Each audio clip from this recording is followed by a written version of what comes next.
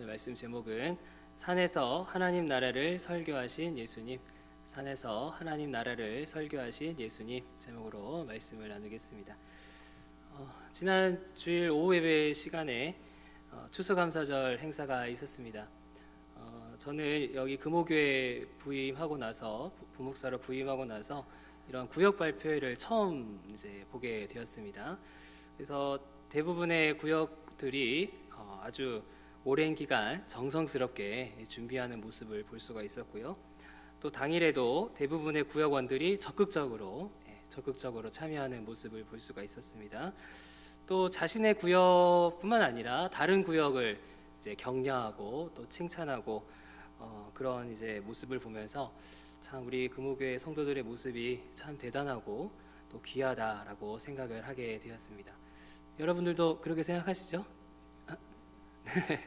네. 그래서 이렇게 최선을 다하고 또 서로를 존중하고 또 하나 되고자 하는 이러한 모습은 우리 예수님께서 원하시고 또 기뻐하는 모습이다라고 생각이 되어집니다. 오늘 본문은 우리 예수님께서 예수님의 제자들과 또 예수님을 따르는 무리들에게 산 위에서 하신 설교가 오늘 본문인데요. 마태복음 5장에서 7장까지 길게 이어지는 이 예수님의 설교를 이제 산상수훈이라고 부르는 유명한 설교 내용입니다. 그래서 우리 예수님께서는 이 설교를 통해서 무리들에게 이 세상에서의 주의 백성의 삶, 세상에서의 주의 백성의 삶을 강조하시는 것을 볼 수가 있는데요.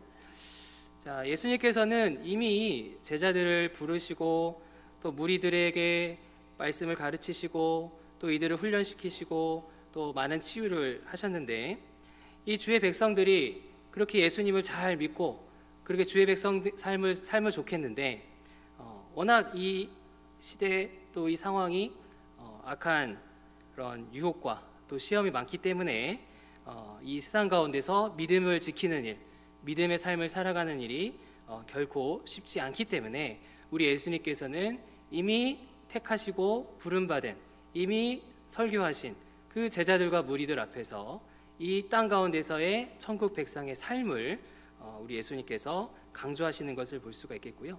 또 이 주의 백성이 이러한 바른 태도의 삶을 살아갈 수 있는 이유에 대해서도 오늘 본문에서 설명해 주는 것을 볼 수가 있습니다. 자, 마찬가지로 저와 여러분들도 예수 그리스도를 믿고 하나님의 자녀인 저와 여러분들이라고 할 수가 있는데 우리도 이 세상 가운데 살다 보니까 이 천국 백성의 태도, 주의 백성의 태도에 대해서 우리가 잊어버릴 때가 있죠. 세상 가운데 살다 보니까 잊어버릴 때가 있고 적당히 타협할 때가 있고 그렇게 힘있게 살아가지 못할 때가 있는 우리의 모습을 볼 수가 있습니다. 따라서 오늘 본문은 우리에게 무엇이 주의 백성의 태도인가, 무엇이 주의 백성의 바른 태도인가, 그리고 주님께서는 이런 저와 여러분들을 어떻게 도우시는가 가르쳐주는 본문이라 할 수가 있겠습니다.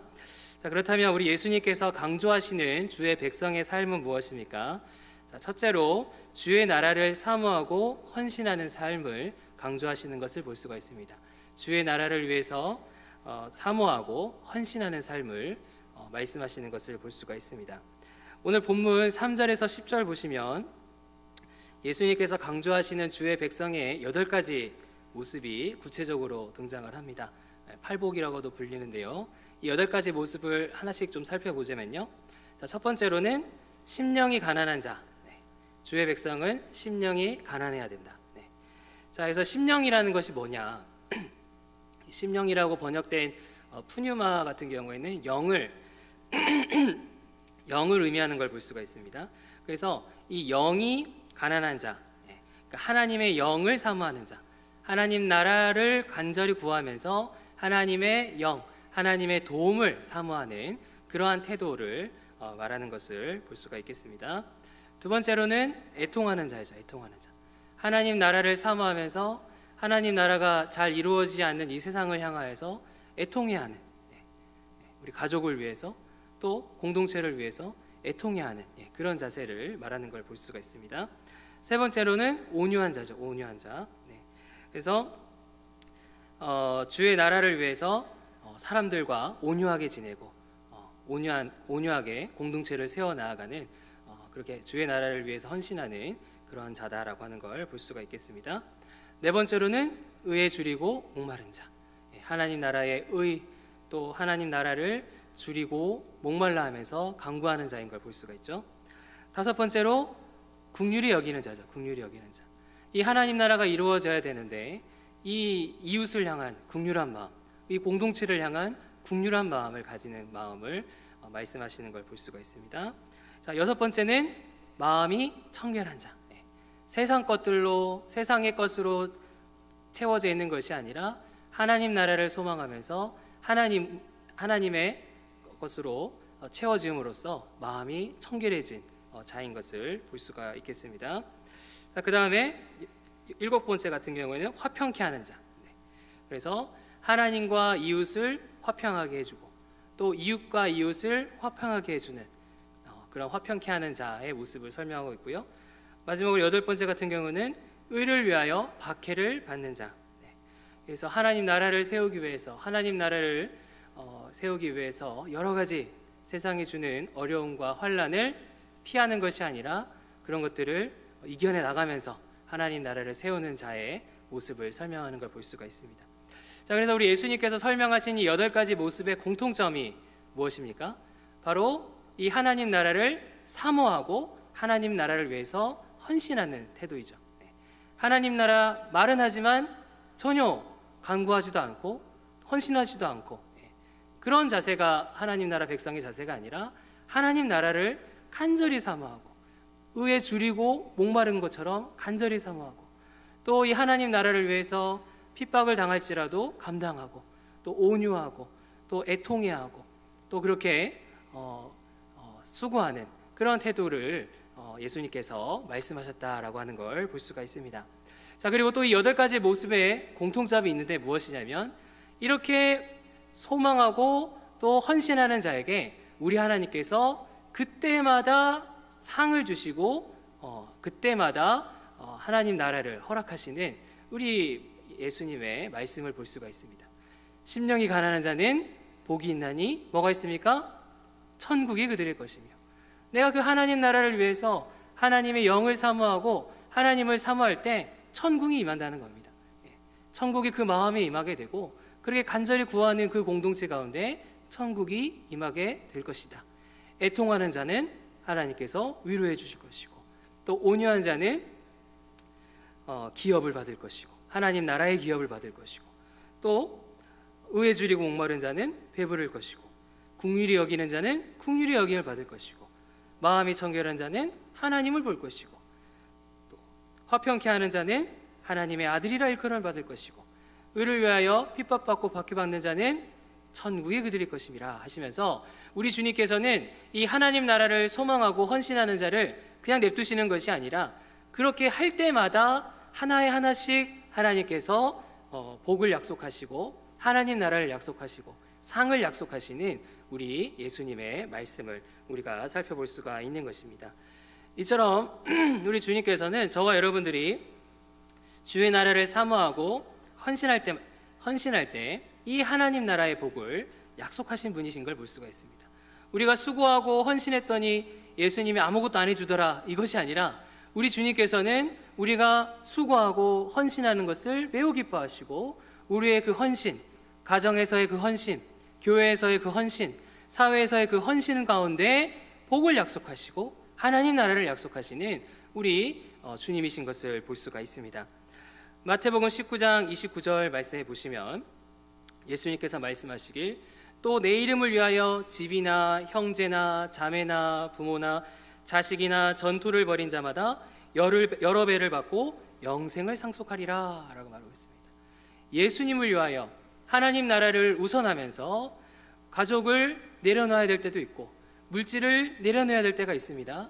그럼에도 하나님을 우선하고 하나님 나라를 위해서 헌신하는 자에게는 여러 배를 약속하시고 영생을 약속하신다. 우리 주님은 우리가 헌신했을 때 가만히 있는 분이 아니라 그런 헌신을 바라보시고 기뻐하시고 오히려 여러 배를 주시고 영생을 주신다고 분명히 약속하시는 우리 예수님을 볼 수가 있습니다. 자, 그리고 이사야 61장 3절 말씀해 보시면요, 무릇 시온에서 슬퍼하는 자에게 화관을 주어 그 죄를 대신하며 기쁨의 기름으로 그 슬픔을 대신하며 찬송의 옷으로 그 근심을 대신하고 그들이 의의 나무 곧 여호와께서 심으신 그 영광을 나타낼 자라 일컬음을 받게 하려 함이라 하심이라 라고 말하고 있습니다. 저와 여러분들이 하나님 나라를 위해서 슬퍼하고 근심하고 애통해야 할 때 우리 주님께서는 우리의 그러한 슬픔과 간절함을 그냥 무관심하게 바라보시는 것이 아니라 슬퍼하는 우리에게 화관을 씌워주시고 기쁨으로 슬픔을 대신하게 하시고 찬송의 옷을 입히시고 의의 나무로서 영광을 나타낼 자로 우리들을 세워주시는 분이시다. 하나님 나라를 위해 애통해하고 슬퍼하고 간절히 구하는 우리에게 우리 주님께서 화관을 씌워주시고 하나님의 영광을 나타내시는 우리 하나님의 약속을 볼 수가 있는 것입니다. 자, 그리고 예레미야 33장 3절 7절 말씀해 보시면 너는 내게 부르짖으라 내가 내게 응답하겠고 내가 알지 못하는 크고 은밀한 일을 내게 보이리라. 내가 유다의 포로와 이스라엘의 포로를 돌아오게 하여 그들을 처음과 같이 세울 것이며 라고 말하고 있습니다. 우리 주님께서는 너희가 간절히 부르짖을 때 우리 하나님께서는 반드시 응답할 것이고 그래서 이 포로들과 또 백성들을 돌아오게 할 것이다. 하나님 나라를 세울 것이다 라고 분명히 약속하시는 우리 주님의 말씀을 볼 수가 있는 것입니다. 저와 여러분들이 이 하나님 나라를 소망하면서 기도하는 것, 가정의 복음화를 위해서 기도하는 것, 교회가 세워지기 위해서 기도하는 것, 우리 주님께서 기뻐하시고 그 기도를 통해서 크게 응답하시고 은밀한 일을 말씀하시는, 응답하시는 우리 주님의 일하심을 볼 수가 있습니다. 이처럼 우리 주님께서는 저와 여러분들의 하나님 나라를 향한 간절함, 하나님 나라를 향한 여러분들의 헌신을 기뻐하시고 그 기도와 헌신을 통해 하나님 나라를 이루어 가시는, 하나님 나라의 복을 주시는 우리 주님이시다라는 사실을 믿으시기 바랍니다. 우리나라 역사 중에서 가장 힘들었던 시기가 여러 가지 있겠지만은 1910년경에 우리나라가 일본에 강제로 병합된 시기라고 할 수가 있겠습니다. 이때 많은 우리나라 사람들이 좌절하고 절망했던 상황인 것을 볼 수가 있는데요. 이 당시에 평안북도 정주에 오산학교를 세우고 기독교 학교와 기독교 교육과 민족 애국운동을 열심히 펼쳤던 분이 있습니다. 혹시 아시나요? 네, 이승훈 선생님, 남강 이승훈 선생님이란 분이 있습니다. 이분은 이 오산학교를 세웠는데 하나님께서 이 오산학교를 통해서 믿음의 사람들을 세울 것이고 이 오산학교를 통해서 이 나라를 세울 것이다, 하나님께서 일하실 거다라는 그런 확신을 가지면서 이 오산학교를 세웠습니다. 그리고 이분은 이 오산학교가 막 지붕에 막 물이 막 새고 막 그러면은 본인의 집에 있는 기와를 뜯어다가 오산학교의 그 부서진 기와를 바꾸고 그렇게 고치는 그런 모습도 있었고요. 또 자기의 그런 집의 세간을 팔아서 교사와 또 학생들을 먹이는 사역을 하였습니다. 또 그 당시에 훌륭한 그런 선생님들을 초빙을 해서 그 학생들에게 교육을 하게 하였고요. 또 학교를 운영하는 데 있어서 얼마나 손이 많이 갑니까? 행정하는 것부터 해가지고 청소부터 해가지고 또 학생들 관리하는 것부터 해가지고 얼마나 많은 일들이 있는데 이 이승훈 선생님은 그런 부분들을 솔선수범해서 청소부터 해가지고 솔선수범해서 일을 감당을 하셨습니다. 자, 이거를 일본 경찰이 좋아할 리가 없죠. 일본 경찰이 이 이승훈 선생님을 잡아다가 약 6년간 감옥에서 옥살이를 하게 하였습니다. 그렇지만 그곳에서도 믿음을 잃지 않고 하나님의 일하심에 대한 소망을 잃지 않고 그 온갖 고난을 믿음으로 감내를 하셨습니다. 그리고 1919년도에 3.1 만세운동이 있었는데 이 남강 이승훈 선생님은 33인 대표 중에서도 기독교 대표, 기독교의 가장 대표로서 이 3.1 만세운동을 주도하시고 또 이 이제 나라의 독립을 위해서 간절히 성도들과 함께 기도한 모습을 볼 수가 있는데요. 이렇게 남강 이승훈 선생님의 하나님 나라를 향한 갈망, 또 그러한 헌신과 노력을 통해서 이 학교에서 주기철 목사님 같은 훌륭한 영적 지도자들이 많이 배출될 수가 있었고요. 또 수많은 독립운동가들이 이 오산학교를 통해서 많이 배출되었고, 결국에는 하나님께서 이 나라의 독립을 허락해 주시는 그런 은혜도 우리가 살펴볼 수가 있습니다. 이처럼 하나님께서는 주의 백성들, 저와 여러분들이 이 하나님 나라를 소망하고 헌신하기를 원하신다.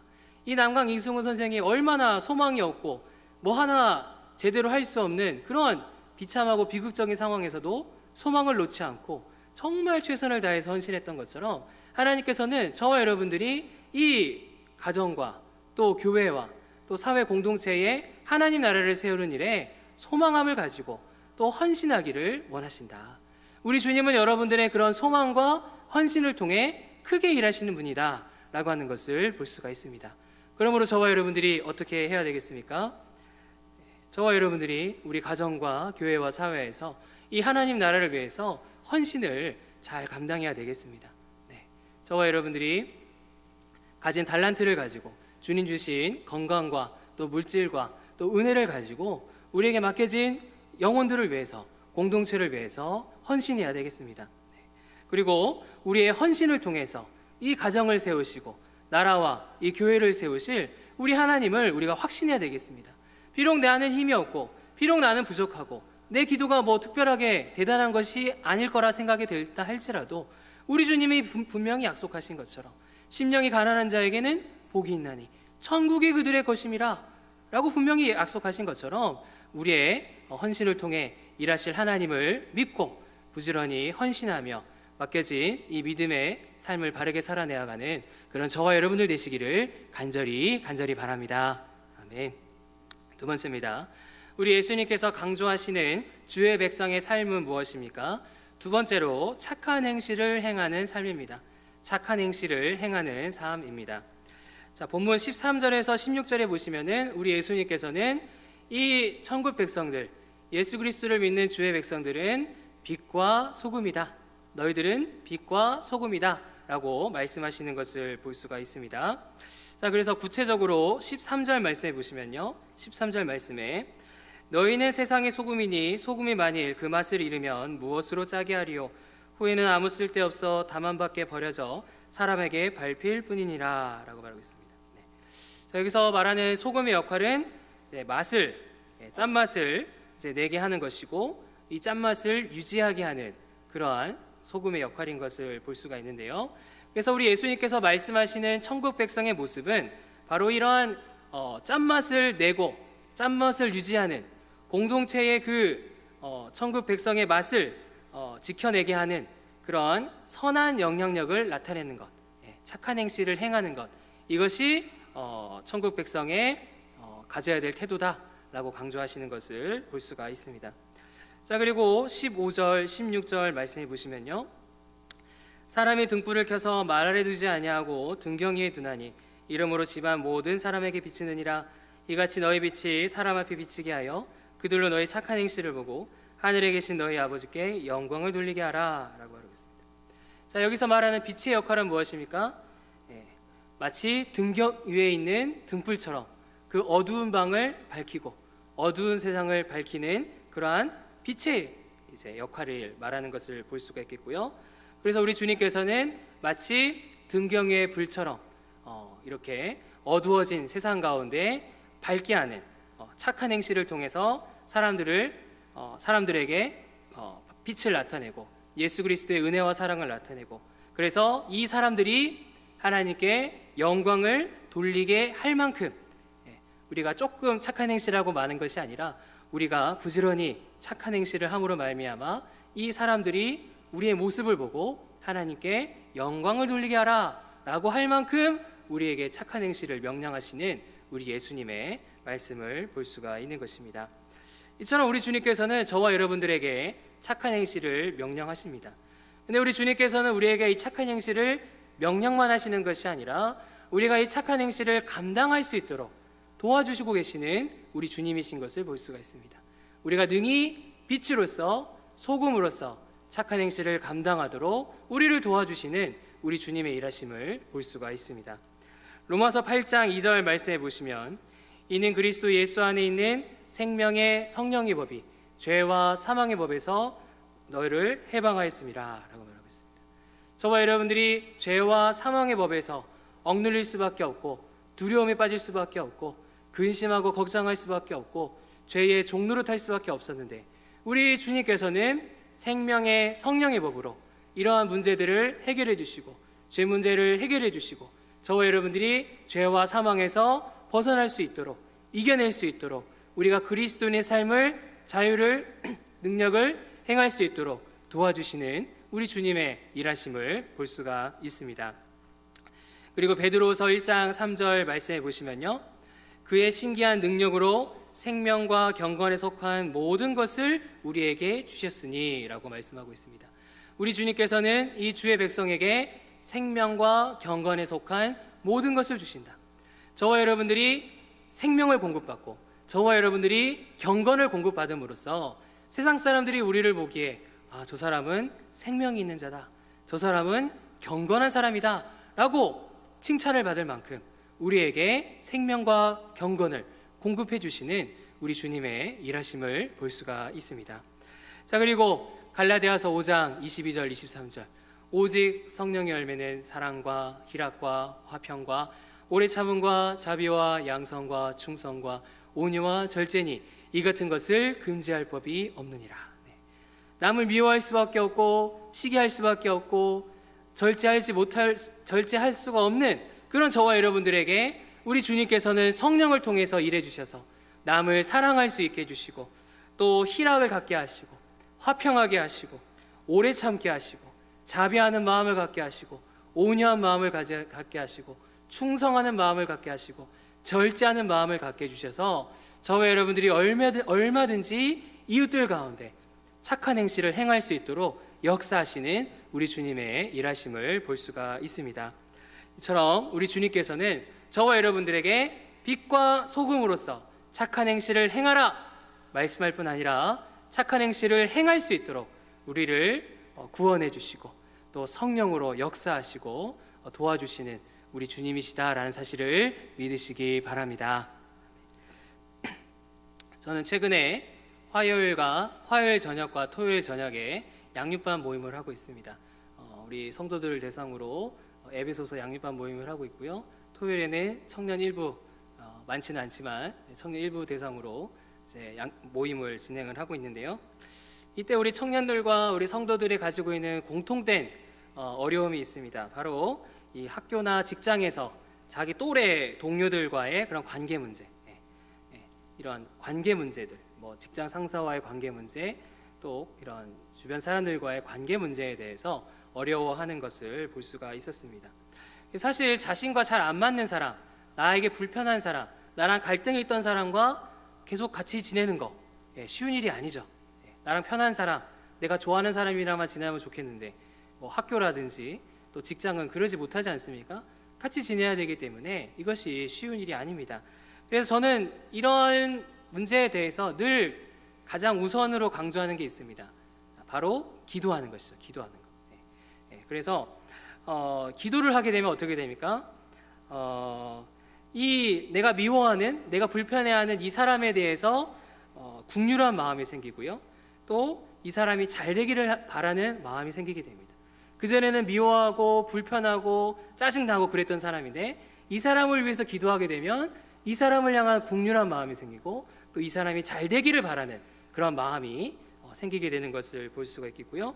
또 기도하면은 나의 그런 좁은 마음, 나의 상처받은 마음, 나의 연약한 마음을 하나님께 드리게 되기 때문에 하나님으로 말미암아 마음이 넓어지게 되는 것이죠. 마음이 좁으면 사람들을 다 관계할 수가 없죠. 그런데 우리의 이러한 좁은 마음, 상처된 마음, 연약한 마음을 기도할 때마다 하나님께서 어루만져 주시고 위로해 주시고 치유해 주시고 넓혀 주시기 때문에 우리가 감당할 수 있는 마음을 가지게 된다. 또 우리가 기도하면 어떻게 됩니까? 그 사람과 나와의 관계가 주님께서 인도해 주시는 것을 느낄 수가 있죠. 사실 불편하고 어렵고 쉽지 않은 관계지만 우리 주님께서 우리가 기도하게 되면은 그 관계를 해결해 주시고 인도해 주시고 오히려 좋은 관계로 회복해 주시는 우리 하나님의 일하심을 볼 수가 있는 것입니다. 이처럼 우리 하나님께서는 저와 여러분들이 착한 행실을 행하라 명령할 뿐만 아니라 우리가 착한 행실을 행할 수 있도록 우리가 구할 때마다, 도움을 구할 때마다 얼마든지 베풀어 주시고, 사랑의 마음, 또 절제의 마음, 또 온유한 마음, 또 그 사람이 잘 되기를 바라는 마음, 그러한 마음을 우리에게 베풀어 주시는 분이신 것을 볼 수가 있습니다. 자, 그러므로 저와 여러분들이 어떻게 해야 되겠습니까?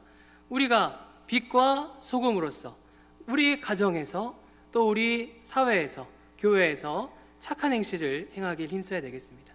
그 사람이 나의 모습을 보고 하나님께 영광을 돌리게 하라고 하셨던 것처럼 그만큼 우리는 최선을 다해서 착한 행실을 행하기를 힘써야 되겠습니다. 그리고 내가 그 행실을 감당할 수 있도록 하나님께 기도해야 되겠습니다. 하나님께 구해야 되겠습니다. 주님, 나에게 사랑의 마음을 주십시오. 나에게 절제의 마음을 주십시오. 나에게 온유한 마음, 나에게 그 사람을 도와줄 수 있는 마음, 필요한 것들 허락해 주십시오. 우리 하나님께 구해야 되겠습니다. 자, 그래서 저와 여러분들이 이렇게 주의 백성으로서 착한 행실을 잘 감당함으로써 주의 백성의 삶을 바르게 살아내어가고, 그렇게 하나님 나라를 우리 직장 가운데, 또 가정 가운데, 교회 가운데 바르게 세워나가는 착한 행실로 그들이 하나님께 영광에 돌리게 하는 일에 바르게 쓰임받는 그런 저와 여러분들 되시기를 간절히 바랍니다. 아멘. 자, 마지막 세 번째입니다. 자, 예수님께서 강조하시는 주의 백성의 삶은 무엇입니까? 세 번째로 예수님의 가르침대로 율법을 깨닫고 행하는 삶입니다. 예수님의 가르침대로 율법을 깨닫고 행하는 삶을 주님께서 강조하시는 걸 볼 수가 있습니다. 자, 17절 말씀 보시면요, 17절 말씀에 내가 율법이나 선지자를 폐하러 온 줄로 생각하지 말라. 폐하러 온 것이 아니요 완전하게 하려 함이라 라고 말하고 있습니다. 자, 예수님께서는 갑자기 내가 온 것은 율법을 폐하려 온 것이 아니고 완전하게 하러 왔다라고 말씀하는 걸 볼 수가 있습니다. 예수님께서 이 말씀을 하신 이유는 사람들이 오해했기 때문이죠. 특별히 바리새인들 입장에서는 자신들이 강조하는 그런 전통적으로 강조하는 그런 규례라든지 그런 율법들이 있는데 예수님께서 이것을 어기는 자처럼 보였기 때문입니다. 그래서 예를 들어서 마가복음 3장 같은 경우에는 우리 예수님께서 안식일에 손 마른 자를 고치는 사건이 있죠. 바리새인들 입장에서는 안식일에 아무것도 하면 안 되는데 예수님은 안식일에 병든 자를 고치는 그런 모습을 보이면서 마치 예수님은 안식일을 어기는 자다라고 오해를 하는 걸 볼 수가 있습니다. 또 요한복음 8장에 보시면은 현장에서 가늠한 여인이 붙잡히는 사건이 있었습니다. 그래서 사람들이 돌로 치려고 하는데 예수님께서는 그러한 것에 참여하지 않으시고 그 여인을 풀어주는 그런 장면도 있었고요. 또 마가복음 7장에 보시면은 이 바리새인들이 예수님께 따지기를 당신의 제자들이 이 우리 장로의 전통 중에 있는 정결례 예식대로 손을 안 씻고 먹습니다 하면서 손을 이렇게 예식대로 잘 씻고 먹어야 되는데 왜 그 예식대로 안 하고 먹습니까 하면서 예수님께 따지는 그런 장면도 있었습니다.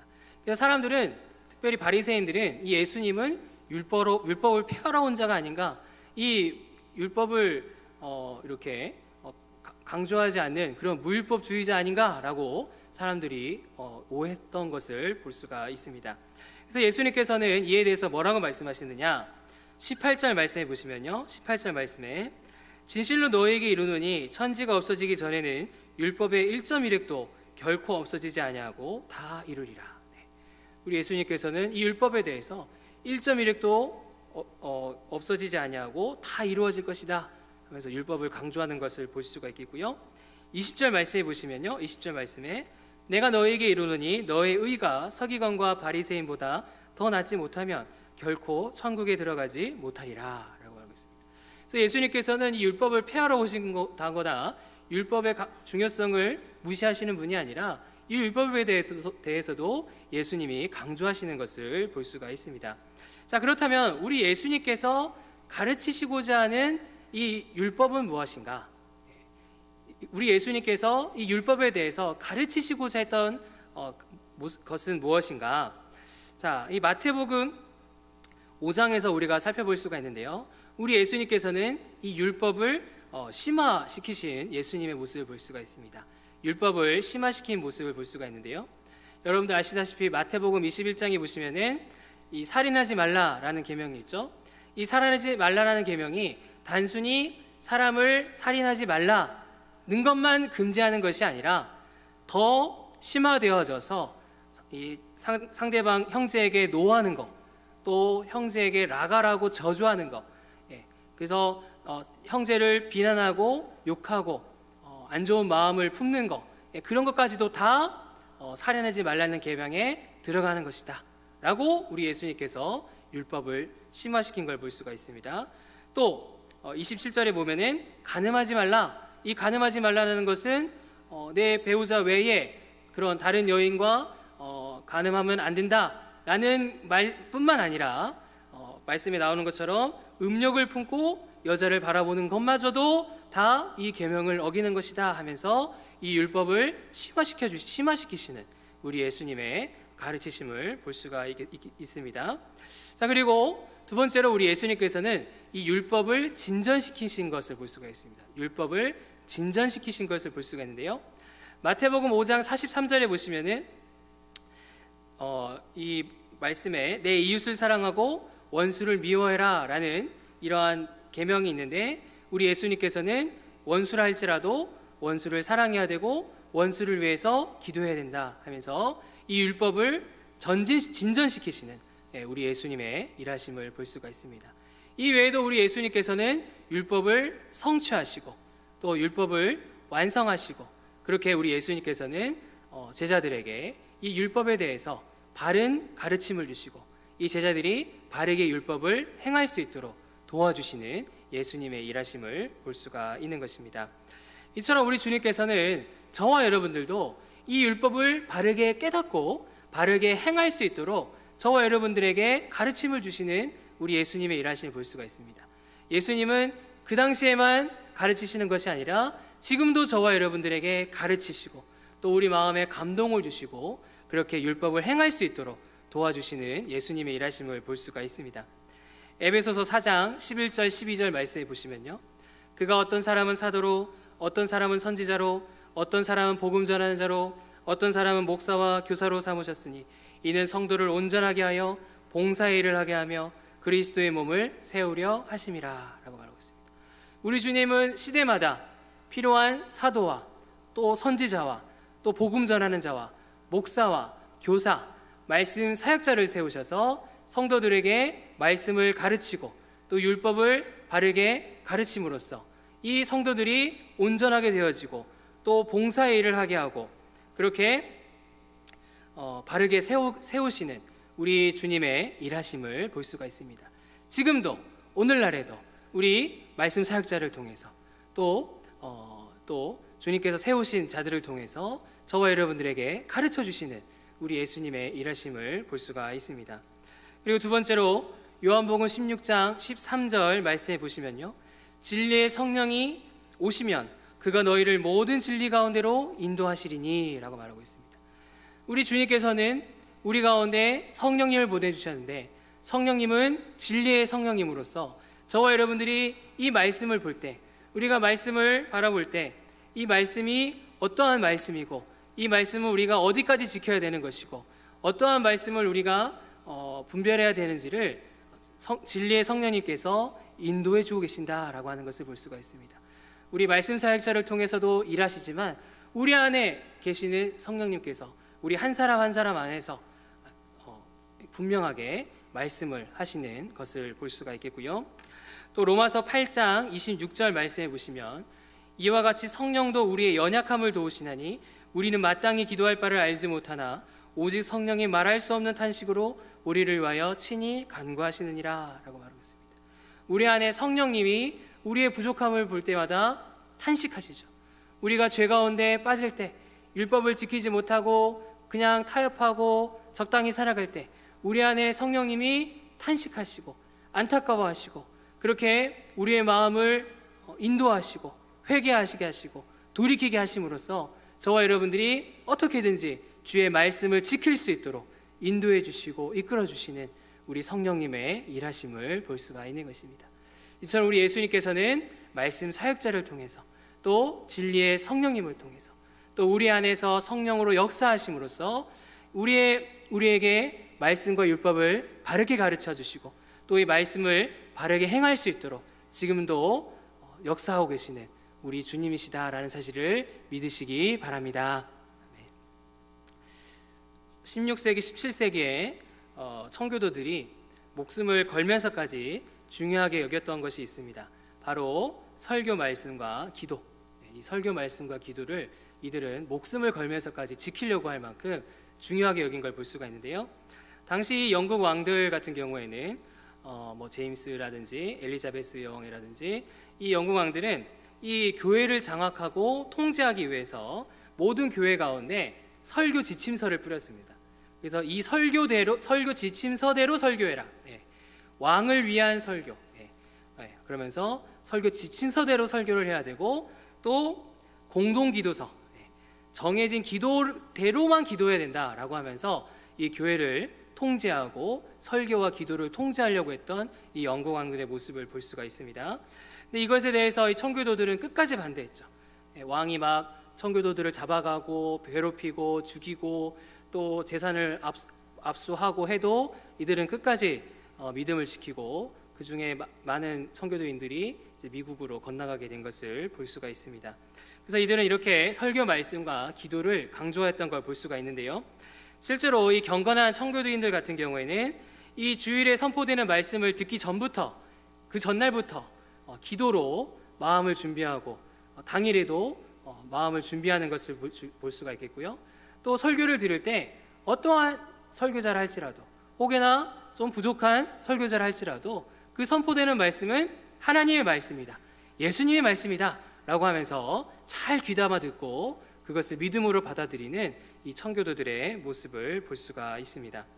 또 그리고 이들은 말씀 묵상 또 기도를 매우 중요하게 여겼는데요. 이들은 정말 기도, 말씀 열심히 하고 많은 시간을 할애하면서 말씀 묵상을 한 것을 볼 수가 있는데요. 말씀을 묵상할 때도 하나님께서 나에게 말씀하시는 것이 무엇인가, 나에게 지금 가르치고자 하는 것이 무엇인가, 그것을 예민하게 바라보면서 말씀을 묵상을 하고요. 기도할 때도 하나님의 도움을 구하면서 이 내 안에 있는 그런 악한 것들을 이겨내야 되지 않겠습니까? 하나님 나라 가정에 세워야 되지 않겠습니까? 하나님의 도움을 얻기 위해서 그렇게 가정에서 교회에서 그렇게 예배를 드리면서 간절히 기도했던 이들의 모습을 볼 수가 있습니다.